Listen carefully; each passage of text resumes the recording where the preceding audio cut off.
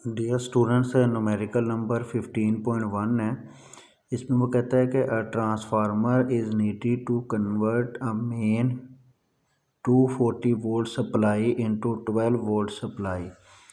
If there are 2000 turns on the primary coil, then find the number of turns on the secondary coil। बड़ा आसान सा numerical है। इसमें वो ये कह रहा है कि आपके पास जो प्राइमरी वोल्टेज है वो आपके पास है 240 वोल्ट। उसके बाद आपके पास जो सेकेंडरी वोल्टेज है वो है 12 volt. Number of turns in primary coil जिसको NP कहते हैं वो 2000 है, ठीक है, नंबर ऑफ़ टर्न। और number of turns in secondary coil यानी NS आपने फाइंड करना है। तो आपने ये ट्रांसफार्मर वाले टॉपिक में ये फार्मूला पढ़ा है NS divided by NP is equal to VS divided by VP। हमने NS निकालना है, NP इधर डिवाइड हो रहा है, उस साइड पे जाके मल्टीप्लाई हो जाएगा। वैल्यूज़ को कैलकुलेट किया तो 100 टर्न्स जो है वो सेकेंडरी कोयल का आंसर आ गया। न्यूमेरिकल नंबर 15.2 है। इसमें वो ये कहता है कि 15.2 numerical. A step up transformer has turn ratio 1:100. An alternating supply of 20 volt is connected across the primary coil. What is the secondary voltage? इस न्यूमेरिकल में हमारे पास ट्रांसफार्मर जो है वो स्टेप अप है, ठीक है। और स्टेप अप ट्रांसफार्मर में जो number of turns in secondary coil है वो ग्रेटर होते हैं number of turns in primary, इसलिए मैंने ब्रैकेट में NS ग्रेटर दैन NP लिख दिया। इसमें जो टर्न रेशो है वो 1:100 है। अब चूँकि सेकेंडरी के ज़्यादा होते हैं इसलिए NS यहाँ 100 होगा और NP यहाँ 1 होगा। इस न्यूमेरिकल में और इससे जो आगे न्यूमेरिकल है वो इसमें बच्चे कंफ्यूज होते हैं कि एक में 1:100 है और एक में 100:1 है, तो कौन सा NS लेना है कौन सा NP लेना है।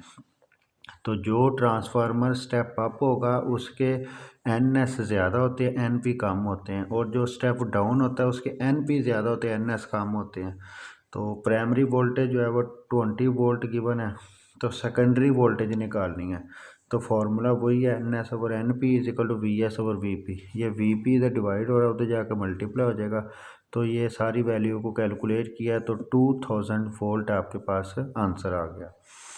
न्यूमेरिकल नंबर 15.3 जो है उसकी आप स्टेटमेंट देखें ज़रा, मिलती जुलती स्टेटमेंट है। 15.3 जो है इसमें वो कहता है कि step down transformer has a turns ratio of 100:1 and AC voltage of amplitude 170 volt is applied to the primary. If the current in the primary is 1 mA, what is the current in the secondary coil. यहाँ आपने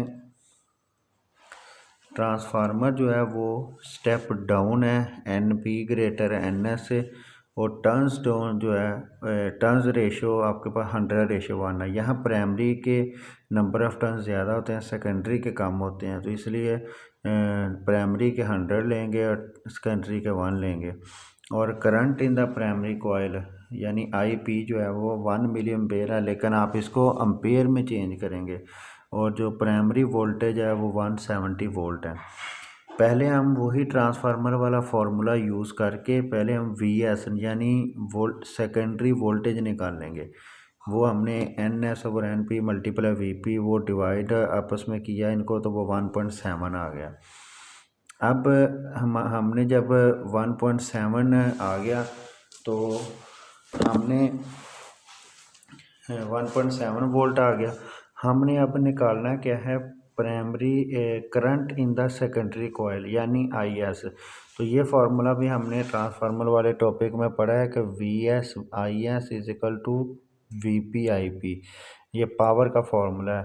PS is equal to PP यानी primary secondary coil की जो power है और primary की कोयल की जो पावर है यहाँ। तो उसके बाद हमने IS निकालना है, VS मल्टीप्लाई हो रहा है इधर आके डिवाइड आ जाएगा। 170 को 1.7 पे डिवाइड किया 100 आ गया, मल्टीप्लाई 10⁻³ 10⁻³ नीचे आके 10⁻³ हो गया, 1000 हो गया, 100 को 1000 पे डिवाइड किया तो 0.1 एम्पेयर ये आपके पास करंट आ गया जो कि सेकेंडरी कॉइल के अंदर आता है। तो ये हमारे न्यूमेरिकल कंप्लीट हो गए 3 न्यूमेरिकल।